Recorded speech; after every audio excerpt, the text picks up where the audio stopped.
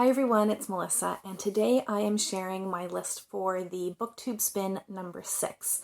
This is an event hosted quarterly by Rick McDonnell. I will link his channel below, and we share publicly a list of 20 books, and after Rick spins the wheel, we read the book that has the corresponding number.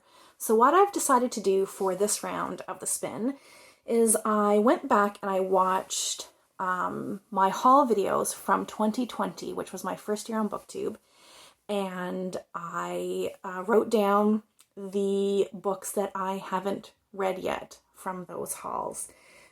There were 12 that I hadn't read. I eliminated 2 because they were like collections of fairy tales and folklore, and so they were quite hefty, and those also aren't the types of books that I would read cover to cover. Like, those are the types of books I would dip in and out of.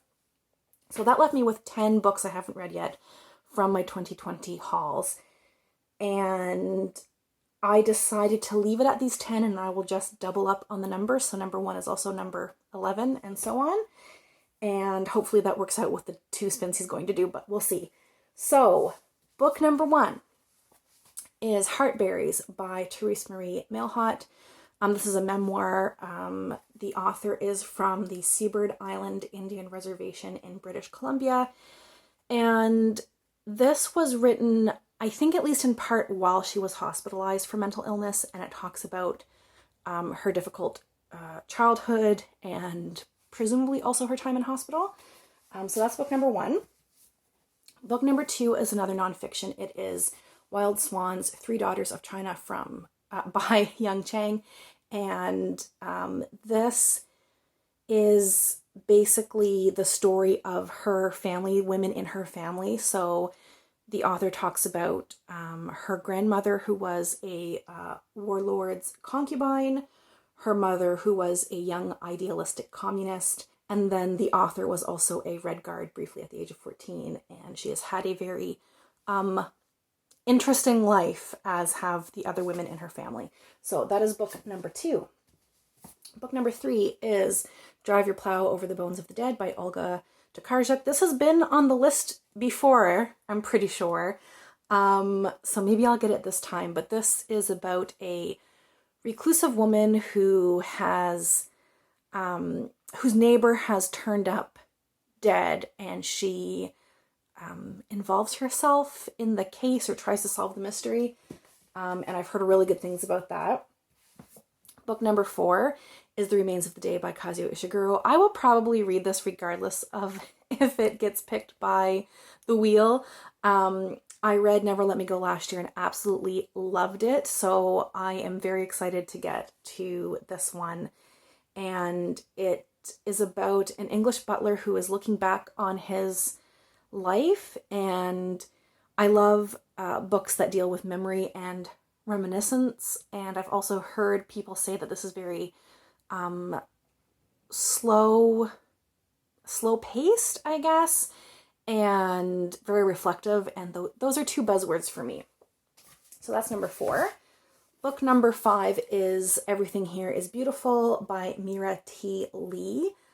I don't remember a lot about this book, but it's about 2 sisters, one of whom is like rebellious, and the other one is like the responsible one. And I don't really remember much else, but presumably there's some family drama there. That's number 5. Yeah. Number 6 is The Sisters Brothers by Patrick DeWitt. And this is one I know really nothing about besides the fact that it's a Western, and also it has some humor. I don't know if it's a straight up comedy or if it's dark humor or what it is, but I've never read a Western before, first of all. And also the kind of melding of Western with some sort of element of humor had me intrigued. So that's why I bought that one. Book number 7 is The Wonder by Emma Donaghue, and this is about a girl in Ireland who has claimed that she hasn't eaten in months and months, and a nun, I think? No, a nurse. A nurse has gone to check this out to see what's really happening there. Like, is this actually miraculous, or is someone sneaking her food? And I haven't read Emma Donaghue before and have wanted to for a long time. Just the way her writing is described, it sounds like something I will like. Number 8 is Sing Unburied Sing by Jesmyn Ward. If I ever knew anything about this book, I've forgotten.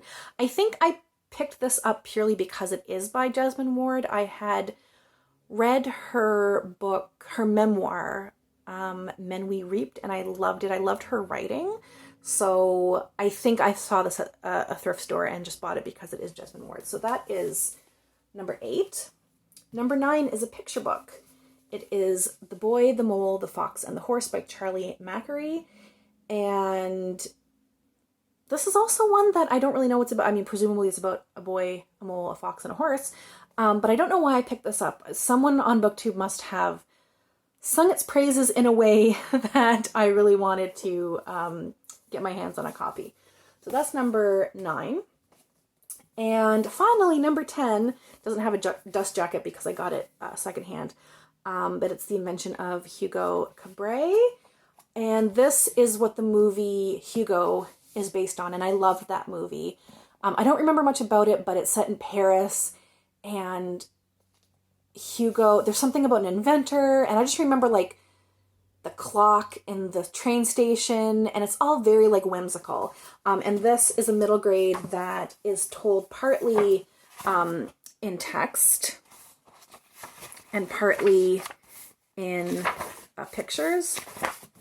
So yeah, and this is, oh, I didn't mention, this is by Brian Selznick. So those are my 10 choices for the Booktube Spin number 6. If you are participating in this round of the spin, please comment below and let me know. I would love to go check out your list as well. As always, thank you so much for watching, and we'll chat soon. Take care.